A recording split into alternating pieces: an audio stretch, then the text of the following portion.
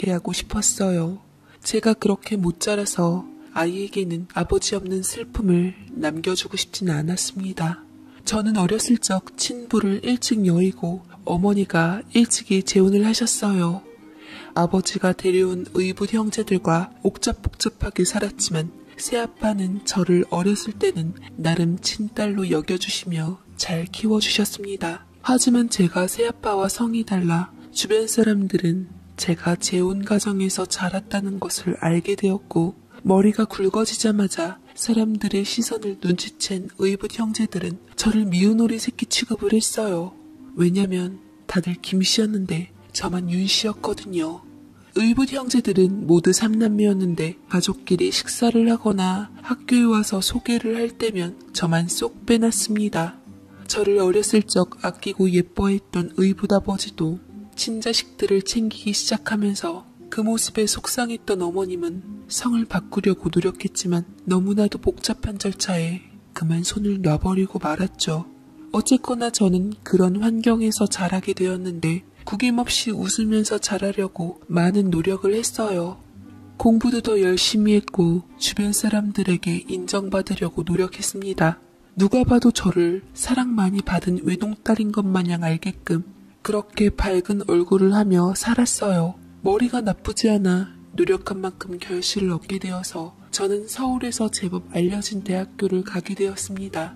뒤늦게 꿈이 바뀌어서 교사를 하고 싶어 교직이수를 위해 열심히 공부를 했는데 그러다가 어느 교수님의 강의를 참 인상 깊게 듣게 되었어요. 그분은 나중에 제 시모가 되셨죠. 처음에 교수님은 말끝마다 제가 정말로 잘 살고 화목한 가정에서 자란 학생 같다며 예뻐하셨어요. 제 인생을 반갑게 맞아주셨거든요. 민정이는 항상 밝아서 좋아. 같이 있으면 내 기분까지 좋아지는 것 같거든. 나중에 우리 민정이 누가 데려갈지 참 기대되네. 하여간 예뻐. 저는 교수님께서 저를 좋게 봐주시니 그때는 마냥 좋았습니다.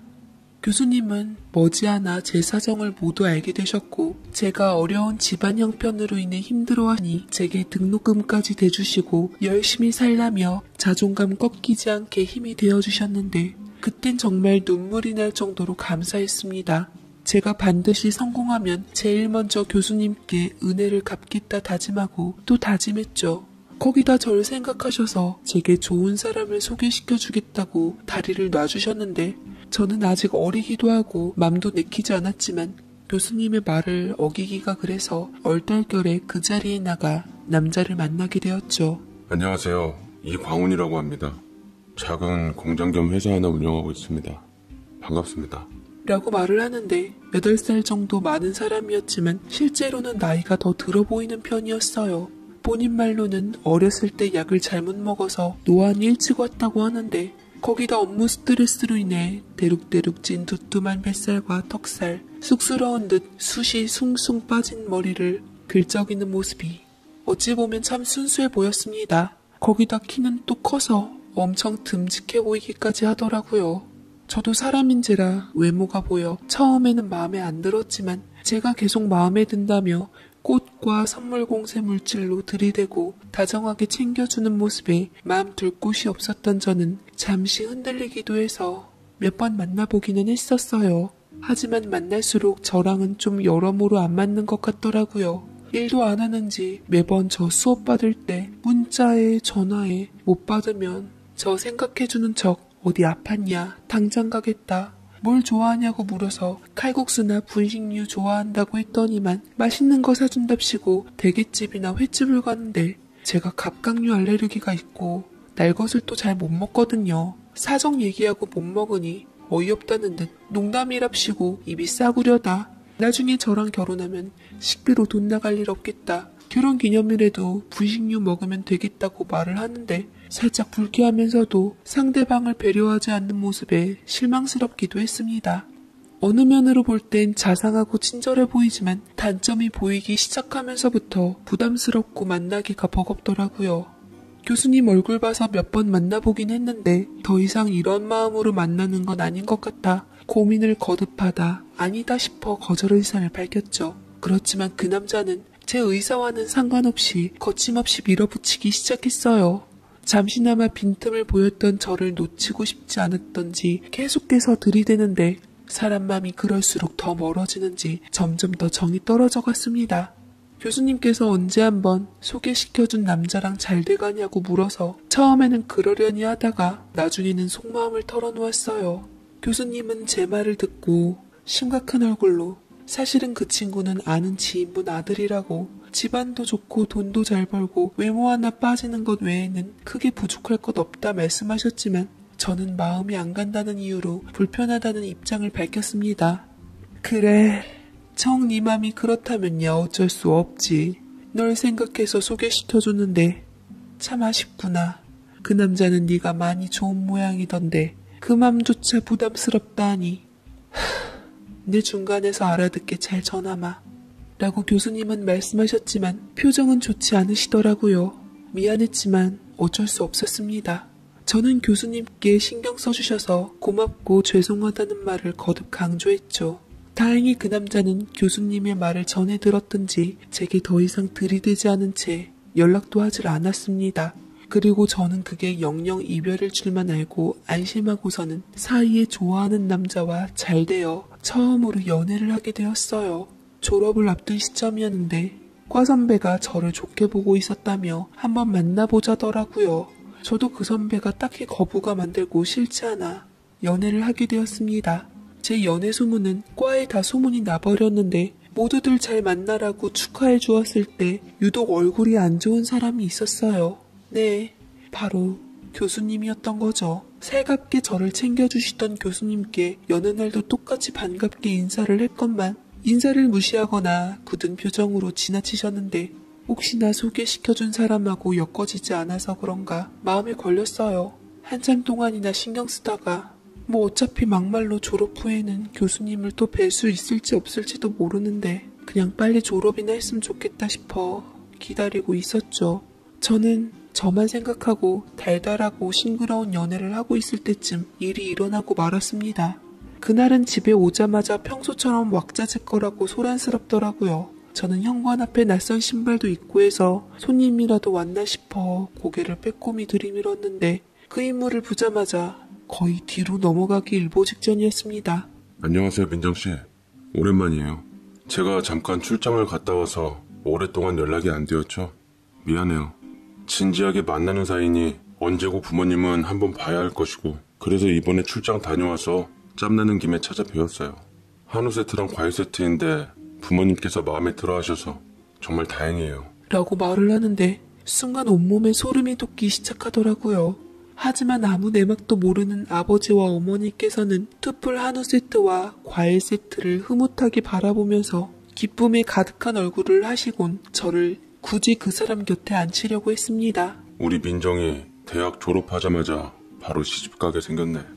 그래, 여자는 뭐니 해도 능력 있는 남자 만나서 그 그늘에서 사는 게 최고야.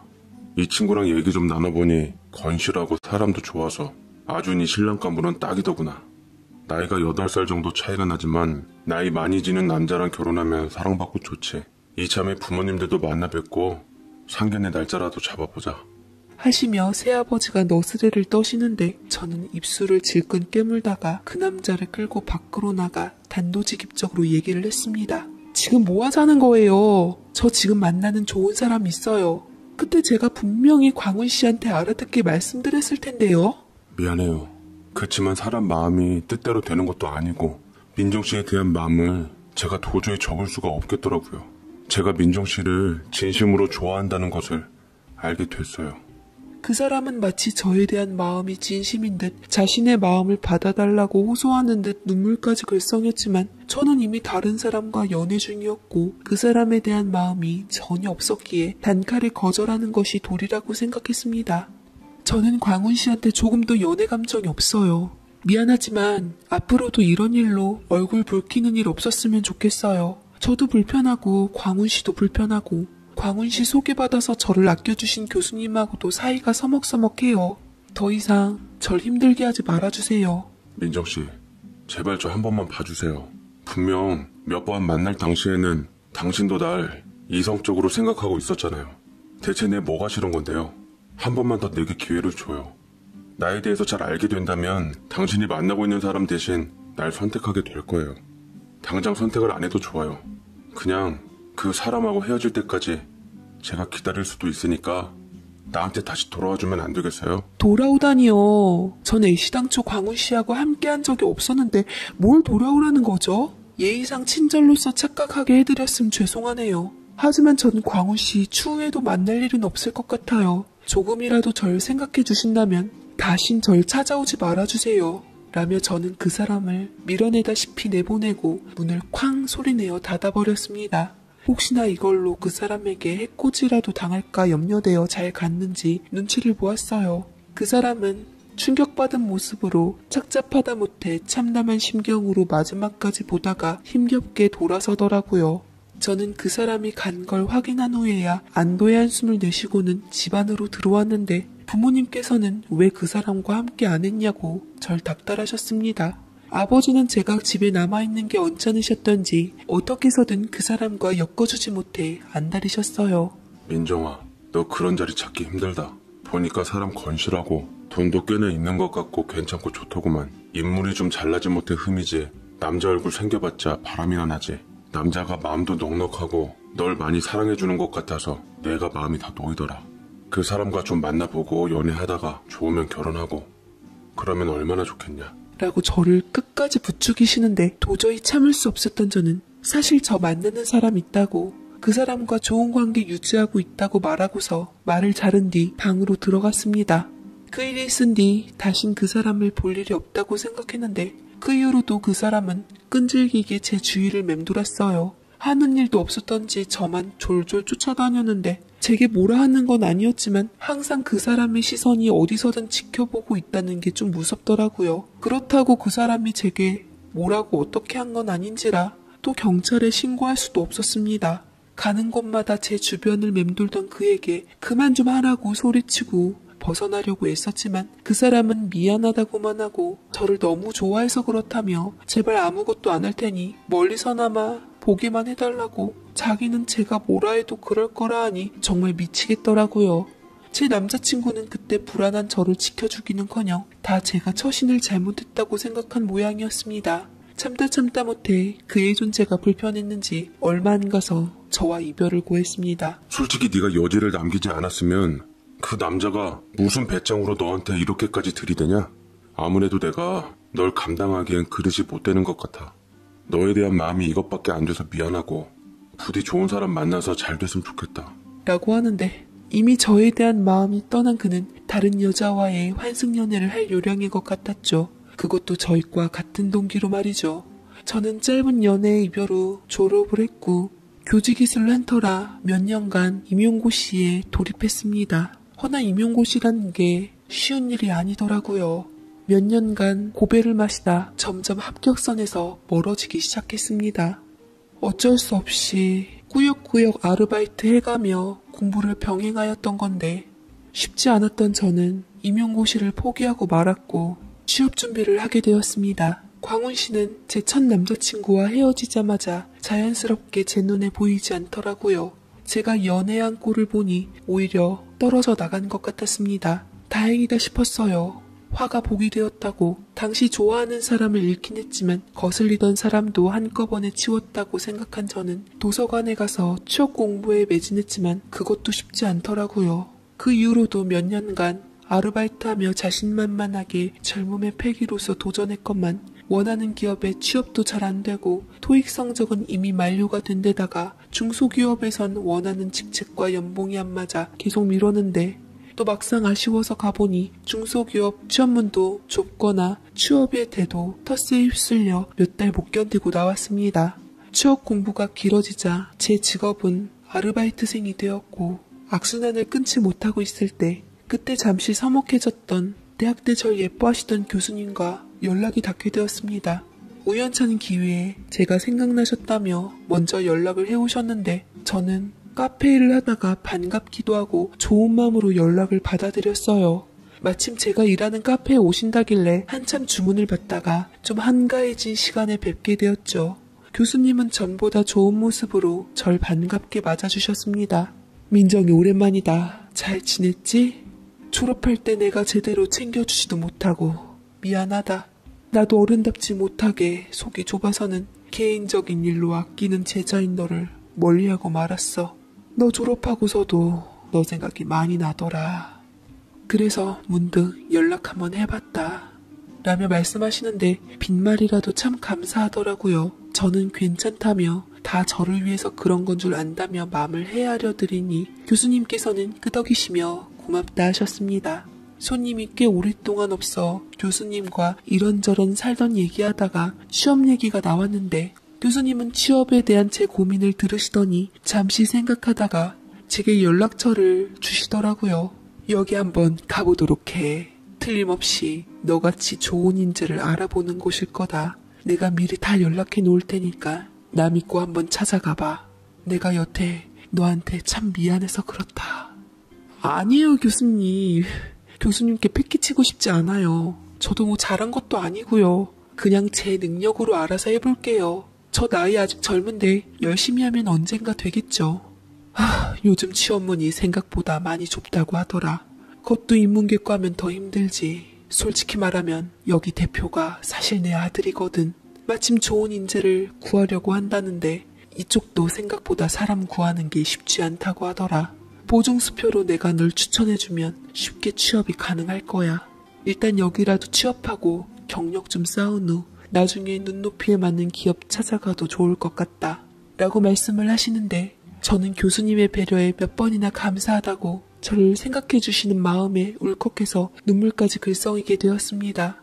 다신 교수님의 다정함에 기댈 수 없다고 생각했는데 제게 선심을 써주시다니 이 인연을 잃지 않고 싶다는 생각이 들었어요. 저는 이력서를 가지고 먼저 교수님께서 소개시켜 주신 기업을 갔습니다. 회사는 작은 건물이었지만 든든해 보였고 사무실은 깔끔한 편이었어요. 중소기업이지만 취업문이 절실했던 저는 차은 밥 더운 밥 가리지 않을 기세로 조심스럽게 문을 두드렸습니다. 면접 보러 왔다고 하니 대표님께서 기다리고 계신다며 저를 직접 면접을 보시겠다고 하는데 감개무량하기도 하고 교수님 아드님이 어떤 사람일지 궁금하기도 했네요. 설레는 마음으로 문을 열었는데 그런데 윤민정 씨 안녕하세요. 기다리고 있었어요. 라고 말씀을 하시는 대표님은 생각보다 많이 젊으신 분이시더라고요. 대표 직함에는 이준식이라고 적혀 있었습니다. 웃는 치아가 가지런하고 멋지신 분이셨어요. 처음 봤음에도 불구하고 근데 느낌이 어딘가 많이 낯이 익은 모습이기도 했죠. 얼굴이 호남형의 모습이었는데 교수님이 미인이라 아드님도 미인이려니 싶었지만 둘이 그닥 닮아 보이지는 않았습니다. 저는 황송해하며 어색한 모습으로 소파에 앉았는데 비서가 차를 내오는 사이 대표님이 쭉 이력서를 읽으시더라고요. 참 열심히 사셨네요. 어머니께서 특별히 아끼시는 제자라고 들었는데 어머니 말씀대로 이미지도 너무 좋으시고 성실하신 것 같습니다. 앞으로 저희 회사에 기대되는 인재가 되어주시길 바랍니다. 하며 저와 악수를 청하시고는 비서에게 시켜 미리 만들어 놓은 제자리로 저를 안내해 주었습니다. 환영한다는 뜻으로 자리에 예쁜 꽃병에다 꽃도 꽂아 놓아 주셨는데 향기에 기분 좋아지더라고요. 저는 다음날부터 출근을 하게 되었고 업무도 차근차근 직원들에게 배우며 능력을 쌓아가고자 했습니다. 다른 직원들은 제게 대체적으로 호의적이고 친절했지만 몇몇 직원은 제가 낙하산인 게 불만인 듯 흘끗 쳐다보거나 뒷담화를 하는 듯 했어요. 출근한 지 며칠 안 돼서 사람들의 시선들이 제각각이니 마음이 불편하기도 했지만 더 열심히 일하면서 이겨내기로 결심했습니다. 그리고 제가 일한 지 한 달 정도 되었을 때 회식 자리를 갖게 되었죠. 회사 앞 고깃집이었는데 대표님도 참석하는 자리였습니다. 키도 훤칠하고 당당한 모습의 대표님이 나타나니 여직원들은 황홀한 눈빛으로 보았고 남직원들은 존경의 눈빛으로 보더라고요. 대표님의 간단한 말씀이 끝나고 무섭게 술잔치가 거하게 벌어졌습니다. 자리를 마련해 앉은 사람끼리 도란도란 얘기하는데 어느 한 남직원이 헛기침을 하며 은근히 묻더라고요. 저기 윤민정 씨는 대표님이랑 어떤 관계세요? 너무 어이없는 질문이라 웃으며 답했죠. 대표님이랑 아무 관계 아니에요. 저는 교수님 추천으로 회사에 입사하게 되었네요. 그래요? 들리는 소문은 그게 아니던데. 어디서 나온 말인지 모르겠지만 대표님이랑 만나는 사이라고 말도 들리고 결혼할 뻔한 관계였다는 말도 들리고 그렇더라고요. 그새 회사에 별의별 소문이 돌았는지 없는 말도 지어내 귓가에까지 들려오니 기가 막힐 지경이더라고요. 그런 거 절대 아니에요. 저 대표님 전에 어떤 분인지 몰랐고 이번 회사에 오면서 처음 알게 되었어요. 왜 자꾸 그런 소문이 나는지 모르겠네요. 왜냐면 우리 회사가 인맥으로 사람을 뽑는 회사는 아니었거든요. 아무리 대표님 부모님이나 친인척분들이 낙하산으로 들이밀어도 자리 한번 안내주시는 분이셨어요. 그런데 민정씨한테 턱하니 자리를 내보내주니 대표님과 무슨 관계가 있나 궁금했던 것뿐이에요. 저는 그 자리에서 아니라고 말을 하려다가 갑자기 나타난 대표님에게 가로막혀 난감한 상황으로 몰리고 말았습니다. 대표님은 제 대변인인 양 제 편을 들어주셨습니다. 윤민정 씨는 제가 추천을 받고 스카웃해온 인재입니다. 앞으로 업무 성과로서 가치를 증명해낼 테니 같은 팀원으로서 응원해주고 옆에서 잘 도와주세요. 작은 회사이니만큼 갖가지 소문이 나돌았지만 포기하지 않게 이를 악물고 대표님의 부응에 맞게 저를 추천해주신 교수님 뜻에 걸맞게 최선을 다해 일했습니다. 꼬투리 잡힐 일을 해서 별스런 소리도 듣고 싶지 않았고 저를 믿어준 사람들에게 패도 끼치고 싶지 않았습니다. 처음엔 열정으로만 업무를 보다가 이리 치이고 저리 치이고 윗상사들에게 정신 못 차리냐고 낙하산 티를 그렇게 내고 싶냐고 혼쭐이 났지만 꾸준히 페이스를 잃지 않고 열심히 하며 점차 업무에 적응되어 가니 낙하산 소리도 쏙 들어가더라고요. 매일 혼자 퇴근이 늦어져 나머지 업무를 하고 있을 때쯤 대표님께서 뭔가 잊고 가셨던지 회사에 들어오셨다가 저와 맞닥뜨리는 일이 생겼습니다. 대표님은 제가 야근하고 있다는 것을 아셨던지 근처에서 도시락이랑 커피까지 사오셨더라고요. 너무 늦었는데 무섭지도 않아요? 벌써 9시가 넘어가는데 언제까지 일만 할 거예요? 금강산도 식후경이라는데 저녁도 못 먹었죠? 일단 좀 먹고 쉬엄쉬엄 합시다. 라며 도시락을 척척 꺼내놓는데 아무리 작은 회사라고 할지라도 하늘같은 대표님이신데 감사한 마음이 어쩔 줄 몰랐습니다. 얼떨결에 어색한 느낌으로 도시락을 먹으며 코에 들어가는지 입에 들어가는지도 모른 채 입에 넣고 있는데 목이 말라 킥킥거리니 따로 준비해온 생수까지 따서 주시더라고요. 괜시리 대표님이 보는 것만으로도 무안하고 내내 의식하게 되었습니다. 회사가 워낙 가족 같고 자유로운 분위기라 저는 맨날 대학 때 입던 늘어진 티셔츠 쪼가리나 청바지 몇 벌로 돌아가며 일주일을 채웠는데 오늘따라 사무실에서 신는 낡은 슬리퍼조차 무안해질 지경이었습니다. 식사를 다 하고 시간을 보니 10시가 좀 넘어 있었고 대표님은 시간을 보며 너무 늦었다고 하시고는 밤늦게 위험하니까 제가 태워다 줄게요. 여직원이 회사를 위해서 야근까지 했는데 대표인 제가 어떻게 넘어가겠어요. 타요. 아, 괜찮아요, 대표님. 그냥 요 앞에서 지하철 타면 금방 가요. 피곤하실 텐데 얼른 들어가세요. 내 체력을 대체 뭘로 보는 겁니까? 그때 이력서 보니까 어차피 저희 집 가는 방향하고 크게 다르지 않아서 집 앞에 바래다 줄게요. 그래야 나도 마음이 놓일 것 같아서요. 괜히 야밤에 퇴근했다가 민정 씨한테 무슨 일이라도 생기면 피 보는 건 접니다. 라고 말씀하시는데 결국 저는 알겠다며 호의를 받아들이기로 했습니다. 가는 동안 대표님이랑 이런저런 얘기를 하게 되었어요. 특히 대표님은 제가 궁금해하지도 않는 이야기를 선수쳐서 하기 시작하시더라고요. 사실은 제가 결혼한 후 아이까지 있는데 이혼을 했어요. 좋아하는 여자가 떠나서 내친 김에 선봐서 아무 여자하고 결혼을 했는데 알고 보니 바람이 났더라고요. 결국 1년 만에 파토를 맞고 말았죠. 애는 전처가 키우고 있고 매달 양육비를 보내주고 있는데 애만 불쌍하죠 뭐. 라고 자신의 상처를 보이기 시작했는데 처음엔 왜 이런 얘기를 일개 직원인 내기 하나 당황스러웠지만 그냥 좋고 편하게 생각하기로 했습니다. 그런데 의외였던 것은 이 이후로 대표님과 급격하게 가까워지기 시작했다는 거예요. 제가 야근을 할 때마다 대표님은 종종 도시락을 싸와 저녁을 같이 먹은 후 저희 집까지 바래다 주셨고 그 시간들이 제게도 가랑비에 옷 젖듯 점차 익숙해지기 시작했습니다. 저희는 남녀로서 이성적인 감정이 끌려 만남을 갖게 되었고 연애 기간을 거쳐 얼마 안 가 결혼 얘기가 오가기 시작했습니다. 짧은 연애였지만 살짝 안 맞는다는 생각도 많았고 어긋나는 부분도 많다고 생각이 들었지만 몇몇은 제가 대표님과 사귀고 있다는 얘기를 들은 주변 지인들은 야, 그냥 만나. 대표잖아, 대표. 돈 많으면 다 커버돼. 몇십 년 동안 다른 삶을 살아온 두 남녀가 어떻게 퍼즐 맞춰도 딱 맞겠냐? 그냥 서로 맞춰가면서 사는 거지. 솔직히 대표님 같은 사람이 어딨냐? 잘생겼지, 집안 좋지, 돈 많지. 한 가지 흠은 이혼남 그거 하나인데 그래도 모든 장점들로 커버가 가능하지 않냐? 고민을 털어놓으면 을에 이런 말을 했습니다.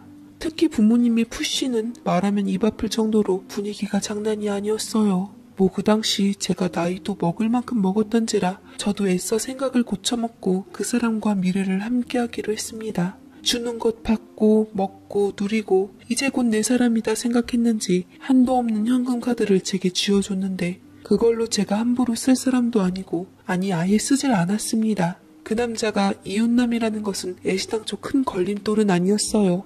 제가 걸렸던 건 안 맞는 성격이었죠. 그 남자는 간혹 가다 보면 일부러 저를 골려주려고 엿먹이려는 것 같기도 했고 같이 있다 보면 무언가 제게 분노가 표출되듯 심상찮은 느낌도 들었지만 이내 마음을 풀고 잘해주려는 모습에 최대한 그 사람에게 집중했죠. 나한테 서운한 거 많이 있는 거 알아. 내가 잘할게 좀 더 많이. 우리 어머니한테 맨날 잔소리 듣고 혼나. 너한테 잘하라고. 우리 어머니는 나보다 너를 더 좋아하시는 것 같더라고. 네. 더군다나 그 남자는 제가 가장 존경하고 좋아하던 교수님의 아들이었으니 그걸로나마 제게 위안이 되었어요. 어찌 보면 교수님과 그 일로 멀어지는 게 더 싫었을지도 모르겠습니다. 참 바보 같죠 저도. 교수님과의 인연을 잃기 싫어서 또다시 혼자가 되는 게 두려워 그 남자와 결혼을 결심했으니 말이죠. 저는 그 남자에게 여자라면 한 번쯤 부러워할 법한 낭만적인 프로포즈를 받았고 그 남자는 제 남편이 되었습니다. 직원들은 제게 신데렐라라고 불렀고 저는 그토록 의지했던 교수님을 시어머니로 맡게 되어서 너무나 행복하고 기뻤어요. 기대한 것이 있었기에 10월드라는 것은 상상도 하질 못했죠. 허나 시어머니께서도 아끼는 제자일 때랑 며느리 자리는 달랐나 봅니다. 이런저런 문제를 들먹이며 당분간 합가를 하자고 하셨는데 흔쾌히 승낙하며 합가를 하게 되면서 생각지도 않는 문제들이 터지기 시작했습니다. 말투부터 달라지시더라고요. 너 앞으로 내 말 똑바로 들어라. 앞으로 이 집에서 있는 소리는 절대로 밖에서 새 나가선 안 돼. 이번 학기 때 논문 제출해야 하니까 여기 쓰인 자료들이랑 기존 논문들 다 찾아보고 정리해놔라. 그리고 네가 정말 논문을 쓴다는 생각으로 제대로 한번 써봐. 혹시 아니? 내 이름으로 등재되는 영광을 누릴지. 참, 일하는 사람은 내보냈다. 안 살림은 마땅히 며느리가 해야 하니 남편 내조에 힘쓰고 있는 집에 시집왔다고 해서 절대로 편한 마음으로 누릴 생각은 하지 말거라. 네 책임은 우리 아들 애 낳아주고 받은 생활비로 생활을 잘 꾸려나가는 일이야. 항상 올 말에 가계부 검사 맡고 새 나가는 돈이 없어야 할 것이다. 특히 네 친정에 돈 빼돌릴 생각은 꿈에도 생각 말고 네 친정어른들 상견례랑 결혼식장에서 뵈니 속물근성도 있고 참 배운 것 없는 티 많이 내더라. 그런 사람들이 돈 욕심에 눈 뒤집혀 계속 바라는 법이지. 암튼 안 밖으로 처신 똑바로 하거라. 이건 경고야. 제게 당부 아닌 경고를 하고서 본인의 논문 자료를 조사하는 것까지 시키고 나중에는 대필까지 시키기 시작하시더라고요. 하며 오락가락 기복이 있는 교수님의 기분을 살피며 저는 항상 맞춰줘야 했고 그날부터 그 집 파출부 겸 조수로 전락하게 되었습니다. 회사에서 일하는 것보다 집안일하는 것은 너무나도 힘이 들었어요. 거기다 자료조사에 녹초가 된 몸으로 남편과 신혼의 기분까지 내려니 너무나도 힘이 들었습니다. 거기다 어느 날 낯선 남자아이가 찾아오면서 제 인생의 무게는 더 고달파졌습니다. 장을 봐오고 들어가는데 그날따라 어머님이랑 남편이 일찍 와서 어느 여자랑 차를 마시고 있더라고요. 곁에는 5살 남짓한 아이가 있었는데 처음에는 단순히 손님인 줄 알고 인사를 했습니다. 그 여자의 매서운 눈초리가 저를 전체적으로 스캔하는 게 느껴지더라고요. 시어머니 앞에서 자기소개와 동시에 볼일만 툭 던졌습니다. 그것도 반말로 말이죠. 당신이구나. 우리 애 아빠랑 결혼한 사람이. 결혼했으니 뭐 축하하고 앞으로 이 아이 본인 아이 이상으로 정성껏 잘 돌보도록 해. 없는 여자가 이같이 괜찮은 사람이랑 살려면 어느 정도 감수는 해야지. 거저 먹으려는 신데렐라 심보는 곤란해. 내가 CCTV 거실에다 달아달라고 특별히 어머니께 말씀드렸으니 내가 계속 지켜보고 있는 줄 알고 애한테 잘해. 황당하더군요. 그 여자는 남편의 전처였고 아이는 남편의 아들이었습니다. 근데 뭐 다짜고짜 찾아와서 자기 애를 보라는 것도 부족해 거실에 CCTV를 달겠다고? 이 말도 안 되는 조건에 어머니나 남편은 제 의견 한번 들어보지 않은 채 수락을 해버렸습니다. 그 자리에서 반발을 해도 소용없는 일이었죠. 전처가 재가를 하면서 사이에 낳은 자식까지 제가 떠맡게 되고 한 지붕 네 가족이 되었어요. 저는 일방적인 결정에 반발하며 캐리어까지 챙겨 집을 나갔지만 머지않아 곧 돌아올 수밖에 없었습니다. 아무것도 모르는 친정의 구박과 등살도 등살이었지만 바로 아이가 생겨 제 배는 점차 불러오기 시작했죠.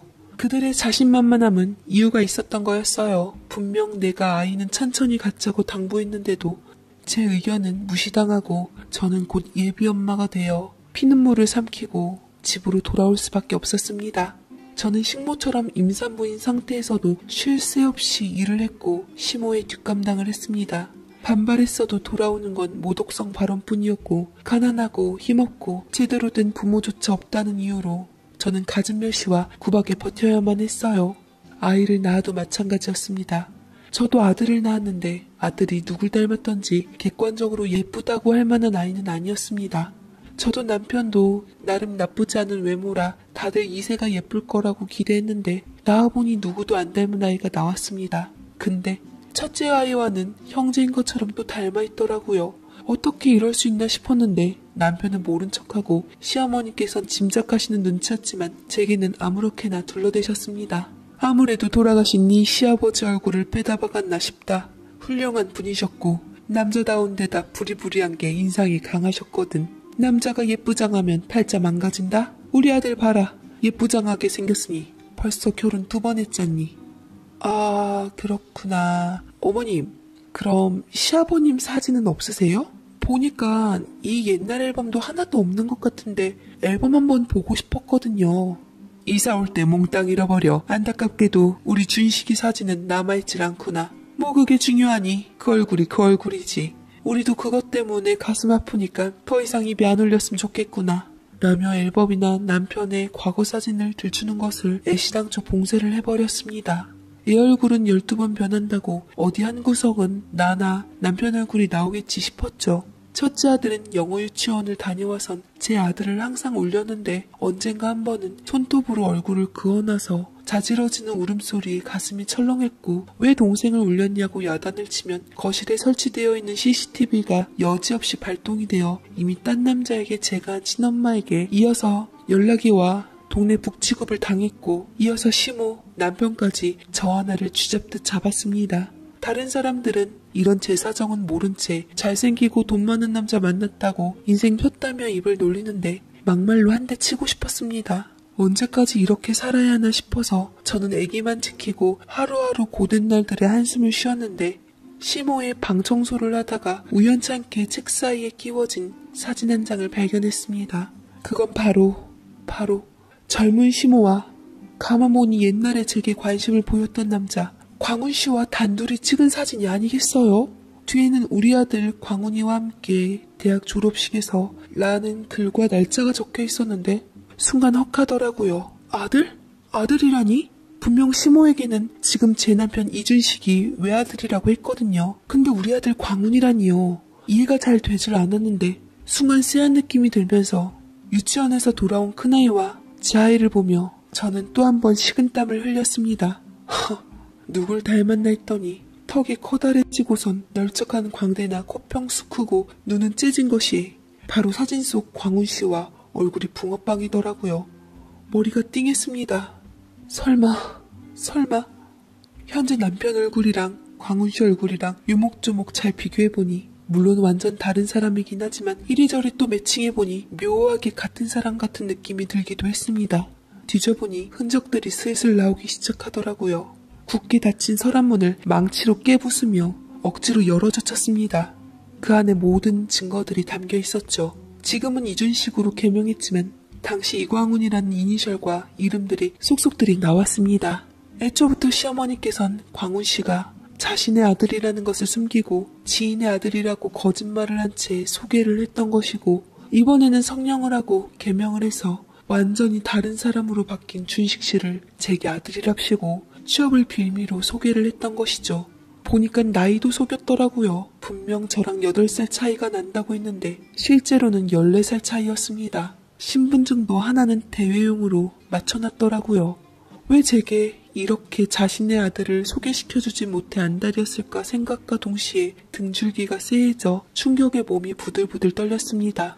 한참이나 충격에 벙쪄 있어서 저를 부르는 아들들의 소리도 듣지 못한 채 그 자리에 돌처럼 굳어 있었어요. 저녁 때쯤 시어머니와 남편이 근처에서 만나는지 같이 들어오는 것 같았습니다. 제 아이는 잠이 든 상태 같았고 의붓아들은 배가 고팠던지 냉장고를 뒤져 뭐라도 먹으려다 사방에 어질러진 음식 갖고 장난을 치고 있었습니다. 광경을 목격한 그들은 저를 찾았고 시어머니가 인상을 찌푸려가지고선 제게 약을 쳤습니다. 얘, 너 지금 뭐 하자는 거니? 이게 집안 꼴이 뭐야? 애 꼴들은 이게 다 뭐고? 청소 제때 안 해놨어? 돼지우리가 따로 없네. 저녁 식사 준비도 하나도 안 해놓고 너 집에 가만히 있으면서 하는 일이 대체 뭐니? 저는 다가가서 시모 얼굴에 발견된 결정적인 증거인 사진과 광은 씨의 흔적이 담긴 숨기고자 했던 앨범들을 앞에다 쏟아버렸습니다. 그러자 둘 다 새하얗게 질려있더라고요. 그러나 남편은 최소한의 양심이 있었던지 최소한의 변명은 하려 들더라고요.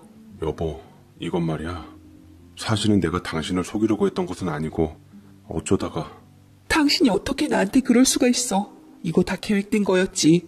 왜 나야? 왜 하필 나냐고. 저는 속았다는 분노에 남편의 따귀를 때렸고 곧이어 시모에게 다시 따귀를 맞았습니다.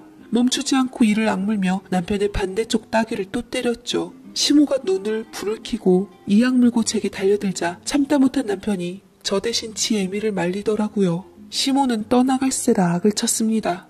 이거 놓지 못해? 이 등신아. 내가 쟤한테 어떻게 했는데 저 물건이 감히 내 앞에서 네 따귀를 갈겨? 그렇게 안 봤더니만 아주 보자보자하니 이렇게 경우가 없는 애인 줄 몰랐다. 집안 별 볼 일 없었지만 애 하나 만만한 것 같아 은혜를 베풀어줘서 며느리로 삼아줬더니 언감생심 주제 파악도 못하고 날뛰어?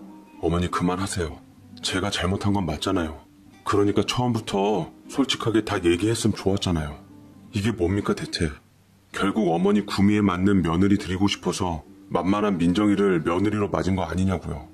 사회성이 떨어지는 저 미국에 가서 학벌 세탁에 성형 강요에 어머니 저 창피해 하셨단 거 알아요. 그래서 민정이한테 소개했을 때